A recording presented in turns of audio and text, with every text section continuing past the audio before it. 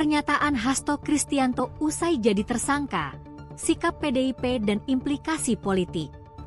Sekretaris Jenderal Partai Demokrasi Indonesia Perjuangan, PDIP, Hasto Kristianto, memberikan pernyataan perdana setelah ditetapkan sebagai tersangka oleh Komisi Pemberantasan Korupsi, KPK.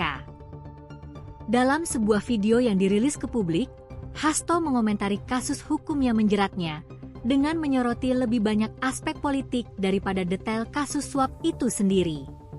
Sikap PDIP dan komitmen pada supremasi hukum.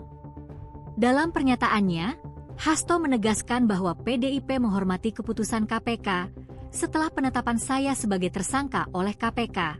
Maka sikap PDIP adalah menghormati keputusan dari KPK, ujarnya dalam video yang diterima media pada Kamis 26 Desember. Sebagai Sekjen PDIP, Hasto menegaskan bahwa dirinya adalah warga negara yang taat hukum. Ia juga menegaskan bahwa partai yang dipimpinnya menjunjung tinggi supremasi hukum. Pernyataan ini menegaskan komitmen PDIP untuk mendukung penegakan hukum, meskipun dalam situasi yang berat bagi partai tersebut.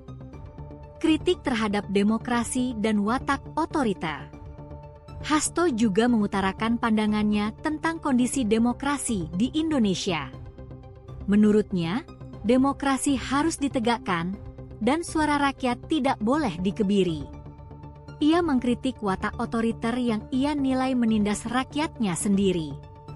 Sejak awal, saya sudah banyak mengkritisi soal demokrasi harus ditegakkan, suara rakyat tidak boleh dikebiri, dan negara hukum tidak bisa dimatikan, kata Hasto. Menghadapi risiko dengan kepala tegak. Hasto menyatakan bahwa dirinya sudah siap menghadapi segala risiko yang muncul akibat kasus ini. Dalam momen tersebut, ia memamerkan buku karya Cindy Adam tentang Soekarno yang menjadi bacaan favoritnya. Buku itu, menurut Hasto, adalah Kitab Perjuangan yang menjadi panduannya sebagai murid Bung Karno. Sebagai murid Bung Karno, saya mengikuti apa yang tertulis di dalam buku Cindy Adam ini. Inilah kitab perjuangan saya, ujarnya. Hasto menekankan bahwa Soekarno pun harus menerima risiko di penjara karena melawan penjajahan. Nilai-nilai perjuangan Bung Karno, menurut Hasto, tetap relevan dan menjadi pedoman bagi kader-kader PDIP saat ini. Sindiran terhadap ambisi kekuasaan. Dalam pernyataannya, Hasto juga menyindir seorang tokoh yang baru-baru ini dipecat dari PDIP.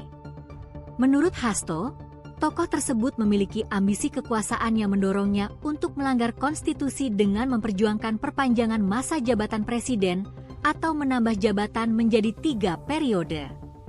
Menghadapi intimidasi dan menjaga marwah partai.